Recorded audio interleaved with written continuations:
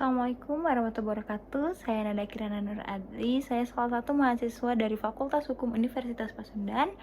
Saya membuat video dengan tujuan untuk memenuhi nilai tugas saya mengenai resensi dari jurnal The Case of Speluncean Explorer dari mata kuliah Filsafat Hukum kelas A. Baik, di sini saya akan memaparkan mengenai bagaimana kondisi dari kasusnya tersebut dahulu. Jadi, suatu perusahaan dipimpin oleh Roger Wetmore itu melakukan penjelajahan kepada suatu gua di suatu daerah. Nah, ternyata pada masa penjelajahannya itu terdapat longsor yang mengakibatkan 5 orang dari tim penjelajahnya itu terjebak di dalam gua. Dan mereka sudah mencapai suatu kedalaman tertentu yang membuat mereka jauh dari pintu gua, dan pintu gua yang mereka masuk itu tertutup oleh batu-batu gitu. Nah, lalu karena mereka itu sebelumnya itu membawa alat komunikasi yang dimana mereka bisa berkomunikasi dengan orang luar secara lewat nirkabel, I guess. Selama proses penyelaman mereka itu, pihak pemerintahan juga mendatangkan dokter, ahli geologi, seorang insinyur, dan juga pendeta, dan serta dari profesi-profesi lain. Nah, menurut prediksi dari para ahli itu, bahwa kesempatan mereka untuk bertahan hidup di dalam gua itu hanya sebanyak 32 hari. Dan mereka sudah melalui kurang lebih 20 hari, kalau tidak salah, sekitar 20 hari di dalam gua tanpa persediaan makanan yang cukup, karena di dalam gua tersebut itu tidak ada tanaman dan juga tidak ada hewan. Jadi mereka tidak mau bertahan melalui perbekalan yang mereka bawa dari sebelum mereka masuk gua, dan semakin hari mungkin perbekalan mereka semakin menipis hingga akhirnya mereka mempertanyakan bagaimana cara mereka untuk bertahan hidup. Hingga pada akhirnya Roger Wetmore ini mencetuskan suatu ide di mana kalau bagaimana jika salah satu dari mereka ada yang kita makan gitu. Mereka makan. Mungkin dari kelima orang ini salah satu dari mereka itu dimakan untuk bertahan hidup. Dan mereka melakukan beberapa kali pengundian hingga akhirnya keluar itu Roger Wetmore sendiri, dan akhirnya mau tidak mau si Roger Wetmore ini setuju untuk dimakan oleh teman-temannya.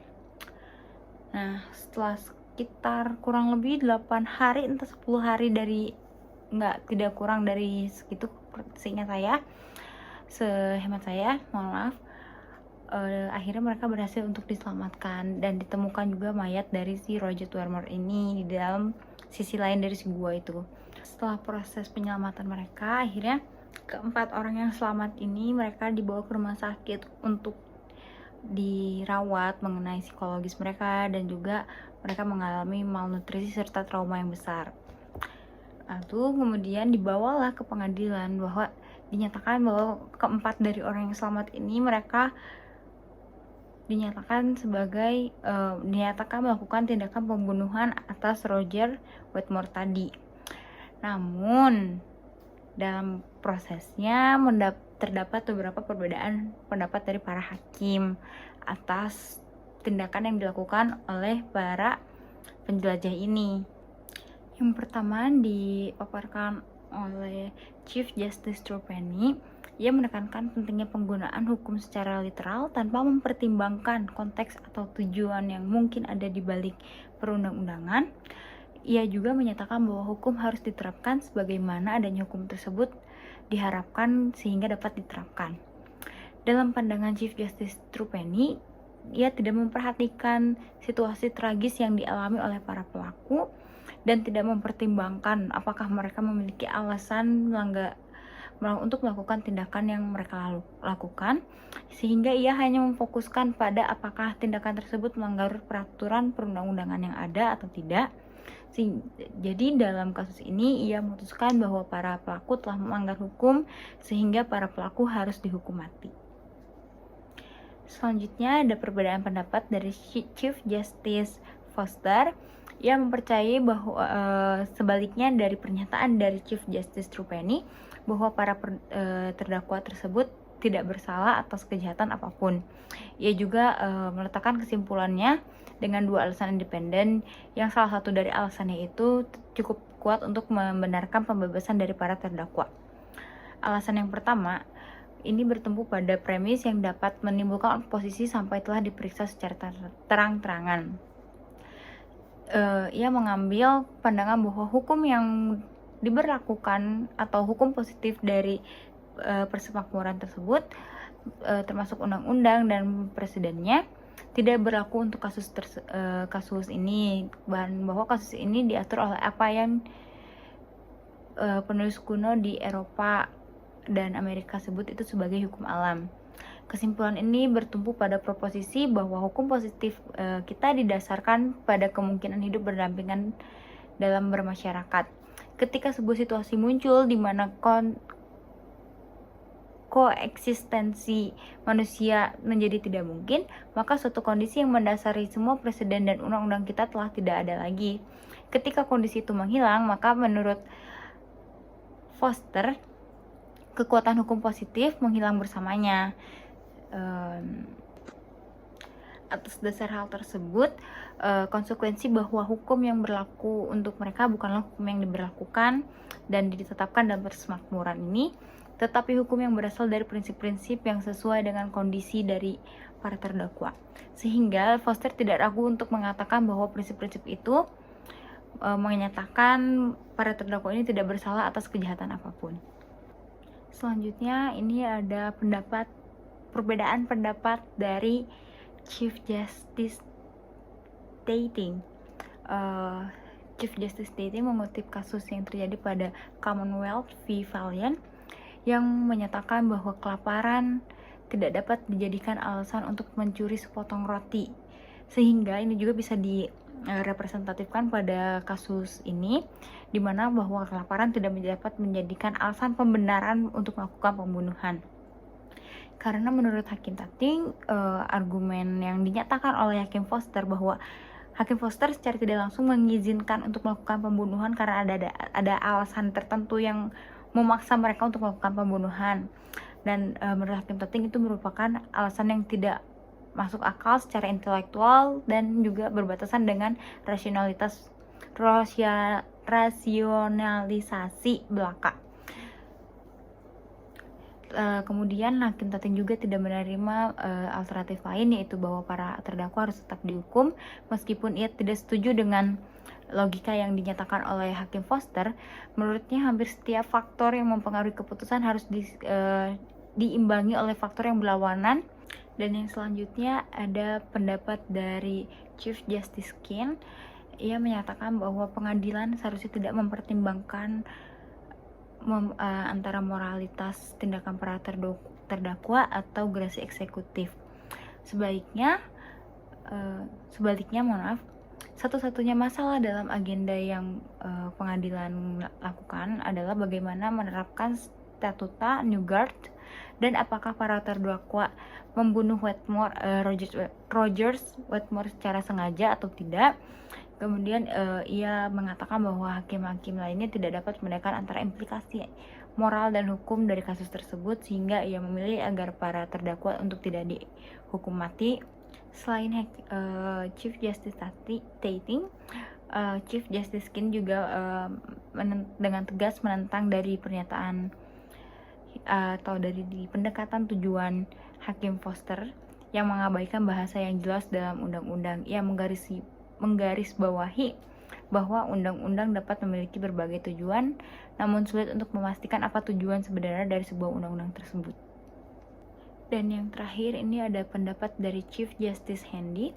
Ia menyatakan bahwa para penjelajah memang bersalah atas pembunuhan, namun ia merekomendasikan atau mengatakan untuk memberikan keringanan hukuman untuk para penjelajah ini, karena menurut Chief Justice Handy, para penjelajah ini bergerak dalam atau bertindak dalam situasi yang sulit atau mendesak, sehingga dan juga mereka itu memperlihatkan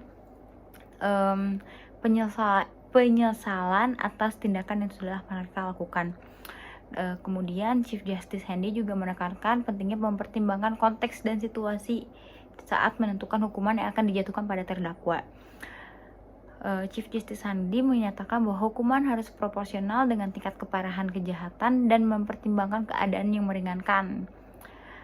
Dia juga menyatakan bahwasanya para penjelajah ini tidak berniat untuk melakukan tindakan pembunuhan atau bertindak jahat, dan apa yang mereka lakukan merupakan bentuk penyelamatan diri mereka sendiri.